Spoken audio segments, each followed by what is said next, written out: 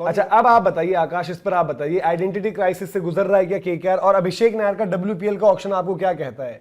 यार ये तो भैया, जब आपने वो जो आपकी तरफ से मूव भी हुआ था, आपने 23 करोड़ 75 लाख रुपए बैंकी को दिए थे, इवन देन आप रहाणे की तरफ एज अ कैप्टन, मतलब वो एक बड़ा एक ब्लंडर ही था। और क्या केकेआर ने तब सेंस नहीं करा था? तब मैं कह रहा हूं उस ग्रुप से और इस ग्रुप में क्या बदलाव आ गया? आइडेंटिटी क्राइसिस या ब्रांड क्राइसिस, वो सब कुछ मसला केकेआर के साथ, और यही गलतियां केकेआर ने रिपीटेडली करी हैं। जब आपके पास एक प्रोडक्ट बनने को आया, कभी स्काई आए, कभी शुभमन आए, कभी श्रेयस आए, आपने हर बार अपने आप को और अपने फैंस को लेट डाउन करा। सॉल्ट को भी तो छोड़ा ही है। सॉल्ट मतलब अगर हम उन फिगर्स की बात कर रहे हैं कि जो आप कहते हैं ना कि जिताने वाला प्लेयर था ना, हाँ जिताने वाले in sense, but Indian cricket के पोस्टर बॉयज। उस साल चैलेंज भी था ना कि अगर इनको रिटेन करने पड़ते तो उसमें वही नाम होते जो मतलब ठीक है, बाद में इनको वेंकी तक भी ऑक्शन में डालना पड़ा था ना। मतलब बहुत पुअर स्ट्रेटजीज रही है केकेआर की, अगर आपने ऐसे बंदों को निकाला जो आपके फ्यूचर में ब्रांड बन सकते थे। बोलना बड़ा आसान होता है, बहुत पुअर यार। आपने कितने रिटेन किए थे? रसल, नरेन, ये दो बंदे। अब बताइए किस बेसिस पर? वरुण कोई भी टीम रिटेन। अब आपने एक साल बाद उनको रसल को लात मार के, जो रिंकू को भी फॉर्म था, देखो आज बैठ के बोल देना सही था ना वो, मैं वही तो कह रहा हूं। बाद में ना बोलना बड़ा आसान एक फिलशॉट उनके पास नहीं होता। मैं भाई आपके साथ हूं। हाँ, सही किया नहीं यहाँ पर, बट श्रेयस अय्यर का इशू अलग है, श्रेयस से शुभमन गिल का इशू अलग है। श्रेयस को इन्होंने सही से मैनेज नहीं किया। वही तो मैं कह, वो गलती किसकी थी? क्या श्रेयस की थी?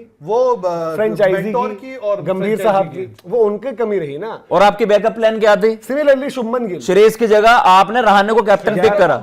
श्रेयस कौन था पता है? श्रेयस जब एक सीजन में आपके पूरे अवेलेबल नहीं था तो उन्होंने राणा जी ने कैप्टनसी करी थी 23 में। एक बात आप ये भी देखो ना, देखो शुभमन गिल मुझे अच्छे तरीके से याद है, जब अंडर 19 में पिक हुए थे ना, पृथ्वी शॉ गई दिल्ली, शुभमन गिल गए केकेआर, और जब इनका सीजन गया भी, शुभमन गिल का गेम तब T20 में, मतलब अब तो थोड़ा और खुला है, तब और बंधा हुआ गेम था। मतलब कि आपको लगता था कि यार कि वो थोड़ा बस खड़े होकर साथ निभाने वाले और उस तरीके से, और केकेआर ने हेवीली इन्वेस्ट किया था अंडर 19 बैच में। लेकिन तब आपको लगा था पृथ्वी शॉ हीरो निकला था, ये रह गए थे पृथ्वी शॉ नहीं, बट ये था ना कि केकेआर की तरफ से जब शुभमन गिल इन्होंने रखा है तो लंबी गेम है ये तब आपको लगा था। और आप तब हैरान भी हुए थे जब इन्होंने छोड़े, क्योंकि शुभमन गिल को जब इन्होंने छोड़ने का जब वक्त आया तो उस टाइम ऐसा वक्त आ गया था जब आपको लग रहा था कि शुभमन गिल भविष्य में आपके तीनों फॉर्मेट में फीचर भी कर रहे होंगे और एक अच्छा नाम होंगे, एक ब्रांडिंग वाला होगा। आज की डेट में यार देखो कितना बड़ा एक आपके पास किन लीडर्स की रिस्पेक्ट करी और किन चैंपियन प्लेयर्स की रिस्पेक्ट करी है। गेल ने अपने भाई आप गौतम गंभीर को कह सकते हो, बस एक सौरव गांगुली हो गए, दिनेश कार्तिक का देखा था आपने किस तरीके से उनको ट्रीट किया जाता था। उनको ला रहे हो नहीं ला रहे हो पता भी नहीं चल रहा, वो बंदा कभी उसे लीडरशिप के तौर पर देख रहे हो। ऑयन मॉर्गन का पता भी नहीं चला था। तो केकेआर के साथ ये मसला रहा है, मुझे नहीं समझता।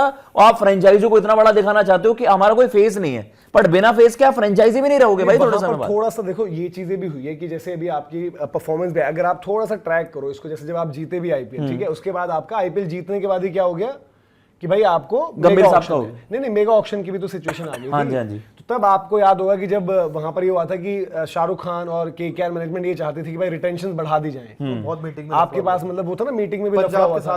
पंजाब उस टाइम चाहता था कि सबको छुड़वा दिया जाए, क्योंकि पंजाब में लड़ाई भी हुई थी ना आपस में। हाँ, लड़ाई भी तो हुई थी। वो आपके पास स्क्वाड भी अच्छा था, बट थोड़ा सा क्या हुआ है ना, मतलब ये कोई माने ना माने केकेआर में उनकी मैनेजमेंट, नॉन क्रिकेटिंग मैनेजमेंट, उसमें वो थोड़ा सा वो ईगो वाला फैक्टर आया, क्रिकेटिंग ईगो, कि हमें तो सब पता है, हमने बनाया है, इनसे नहीं हुआ है, हम गंभीर को लाए तभी ये चीजें हुई हैं। देखो चंदू पंडित सर जो भी कहो, मैं कह रहा हूं कि श्रेयस अय्यर हम कह देते हैं, फिर भी श्रेयस अय्यर का जिक्र तो होता है। चंदू सर के लिए क्या बात होती है कि he is IPL winning coach, नहीं होती। अब यार देखो हम उनका अलग फैक्टर्स पर क्रिटिसिज्म किया कि आशुतोष का उन्होंने रास्ता रोका, उन्होंने अनिकेत का रास्ता रोका, अलग चीजें हैं। बट उस ठीक है, वो आपका वो भी बयान वायरल हो जाता है जो अपने भाई हैं वीजा का, कि भाई स्कूल नहीं था ये कि जो उस तरीके से करते, बट स्टिल कोच तो वही थे ना वहां पर, तो उनको भी आसानी से मतलब ये तो है कि रियलाइज करते कि अगर मेरी गलती है, हाँ, तो उसको एक्सेप्ट। आज अनिकेत खेल रहा ना एमपी में, खेल रहे हैं एमपी में, बिल्कुल। तो वो थोड़ी चीजें रही कि वहां पर आपका ना थोड़ा सा वो क्रिकेटिंग वाला ईगो। आपको याद होगा कि श्रेयस अय्यर ने भी एक टाइम पर आकर ये बोल दिया था कि यार कि उनसे पूछा था प्लेइंग 11 को लेकर,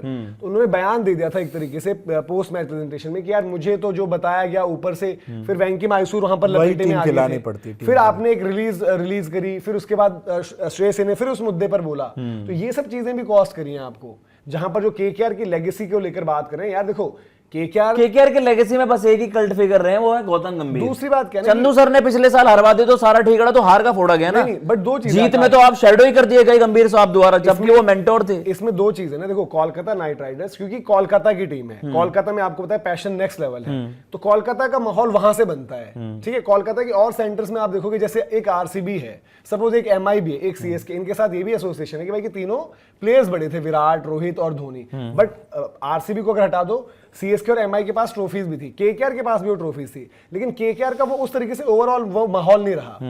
बट लेगेसी तो वाकई में अगर आप रियलिटी में देखो केकेआर की थी ना।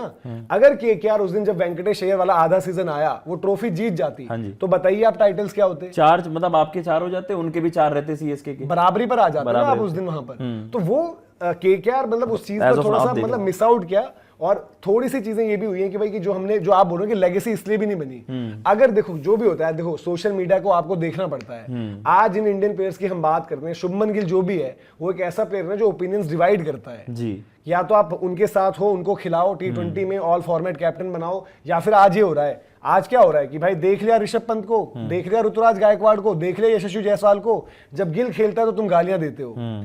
वो उन्होंने जो अपॉर्चुनिटी छोड़ी वहां पर कुछ प्लेयर्स के साथ, वो भी देखनी पड़ेगी कि केकेआर को भी देखो आपने वहां पर जाने दिया, बट ऑक्शन में आप वेंकी के लिए तो पूरा गए ना। यस, वो इमोशंस थे आपके वहां पर वेंकटेश अय्यर, क्योंकि आपको एक श्रेयस अय्यर को, एक दूसरे अय्यर को, पर उसके पीछे क्रिकेटिंग सेंस क्या थी भैया उस कॉल के पीछे? वो भी जब आपको अपना लीडर पता नहीं है और आप एक खिलाड़ी पर उतना स्ट्रेस कर रहे हो कि आपको होता है आपका पर्ची खाली हो जाएगा, कि हम दूसरे एक्सलेटेड ऑक्शन में आप रहाणे को कप्तान बनाते ये सोच लिया था कि भाई कि मैं अगर किसी को पसंद करता हूं और कोई मेरे साथ रहना चाहता तो मैं कितना हो, बिजनेस ऐसे चलता है। और उसमें ये भी था कि उस टाइम तक आप यही मान के चल रहे थे कि भाई आपके जो कप्तान होंगे वेंकी अय्यर होंगे। मतलब ये है कि देखो अब जो आपकी प्री ऑक्शन स्ट्रैटेजी रही है, आपने 64 करोड़ 33 लाख रुपए वहां पर अपने, ये अभिषेक नायर की ही कॉल है। अब मे भी आपने जो कभी गौतम गंभीर को कह दी होगी ना, कमांड दे दी होगी कि यार आप इस फ्रेंचाइजी के साथ कुछ भी करो, हमने आपको फ्री हैंड दे दिया। मुझे ऐसा लगता है कि अभिषेक नायर को इस वक्त फ्री हैंड मिल चुका है। और अभिषेक यार ये बोलने वाली बात होती है। जय भैया, आपकी टीम टाइटल जीत जाती है ना, तो आप ये बोल देते हो कि हाँ